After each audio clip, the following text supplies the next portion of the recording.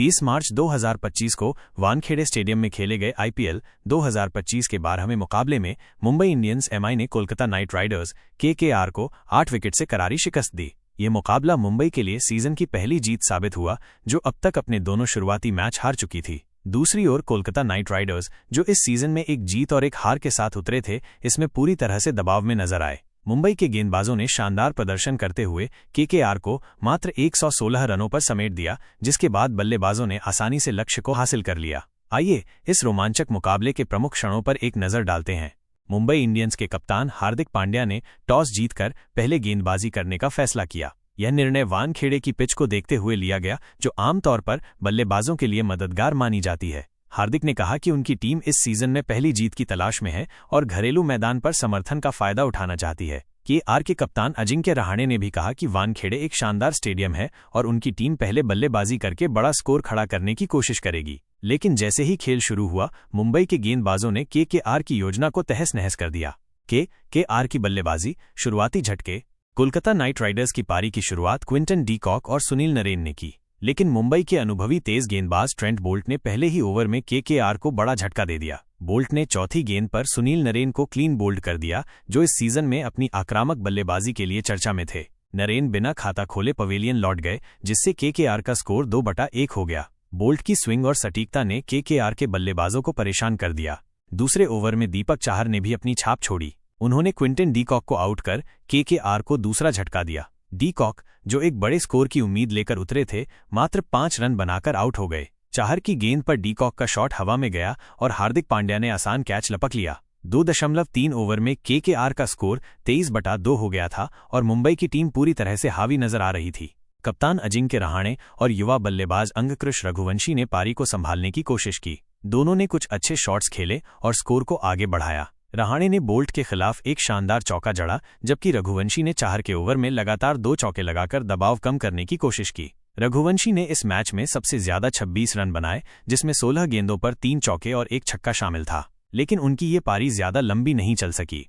Mumbai Indians के लिए इस मैच का सबसे बड़ा सितारा रहे डेब्यूटेंट अश्विनी कुमार। बाएं हाथ के इस तेज गेंदबाज ने अपनी पहली ही आईपीएल पारी में 4 विकेट झटककर इतिहास रच दिया। अश्विनी ने 24 रन देकर 4 विकेट लिए और केकेआर की बल्लेबाजी को तितर-बितर कर दिया। उन्होंने सबसे पहले अंगकृष रघुवंशी को आउट किया, जिनका शॉट हवा में गया और नमन धीर ने शानदार कैच पकड़ा। इसके बाद अश्विनी ने रिंकू सिंह 8 रन और आंद्रे रसेल 10 रन को भी जल्दी पवेलियन भेज दिया। रसेल का विकेट खास तौर पर अहम था, क्योंकि वो अपनी विस्फोटक बल्लेबाजी से खेल का रुख बदल सकते थे। अश्विनी की सटीक लाइन और लेंथ ने केकेआर को बैकफुट पर धकेल दिया। केकेआर का मध्यक्रम पूरी तरह से बिखर गया। वेंकटेश अय्यर 8 रन और हर्षित राणा 5 रन सस्ते में आउट हो गए। दीपक चाहर ने अपने दूसरे विकेट के रूप में वेंकटेश को आउट किया, जबकि अश्विनी ने हर्षित को चलता किया। स्कोर 15 ओवर में 98/9 हो गया था और ऐसा लग रहा था कि केकेआर 100 रन भी नहीं बना पाएगी। लेकिन रमनदीप सिंह ने कुछ आक्रामक शॉट्स खेले और टीम को 100 के पार पहुंचाया। रमनदीप ने 12 गेंदों पर 22 रन बनाए,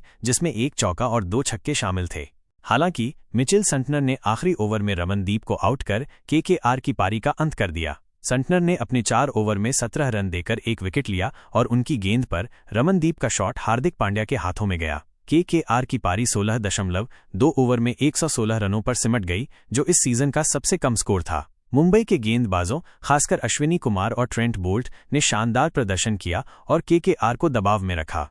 117 रनों के लक्ष्य का पीछा करने उतरी मुंबई इंडियंस की शुरुआत रोहित शर्मा और रायन रिकेल्टन ने की। केकेआर के तेज गेंदबाज स्पेंसर जॉनसन ने पहला ओवर डाला, लेकिन रोहित और रिकेल्टन ने सावधानी से खेलते हुए कोई जोखिम नहीं लिया। पहले ओवर में सिर्फ 1 रन बना, लेकिन इसके बाद दोनों बल्लेबाजों ने धीरे-धीरे रन बनाना शुरू किया। रोहित ने हर्षित राणा के खिलाफ एक शानदार चौका जड़ा, जबकि रिकेल्टन ने वरुण चक्रवर्ती के ओवर में एक छक्का लगाकर इरादे जाहिर किए।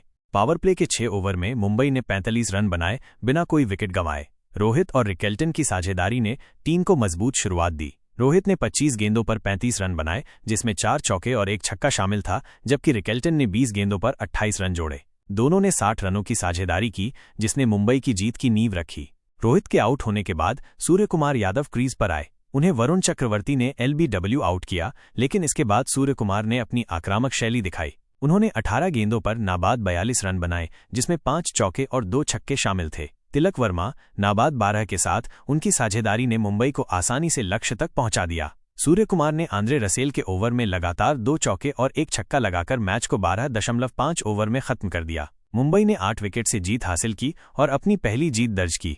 मुंबई इंडियंस के लिए Ashwini Kumar 4/24 man of the match रहे। उनकी शानदार गेंदबाजी ने केकेआर को कम स्कोर पर रोका। ट्रेंट बोल्ट 2/20 और दीपक चाहर 2/19 ने भी अहम योगदान दिया। बल्लेबाजी में सूर्यकुमार यादव और रोहित शर्मा ने शानदार प्रदर्शन किया। केकेआर के लिए अंगकृष रघुवंशी और रमनदीप सिंह ने कुछ हद तक संघर्ष किया, लेकिन उनकी टीम का कोई बल्लेबाज बड़ा स्कोर नहीं बना सका।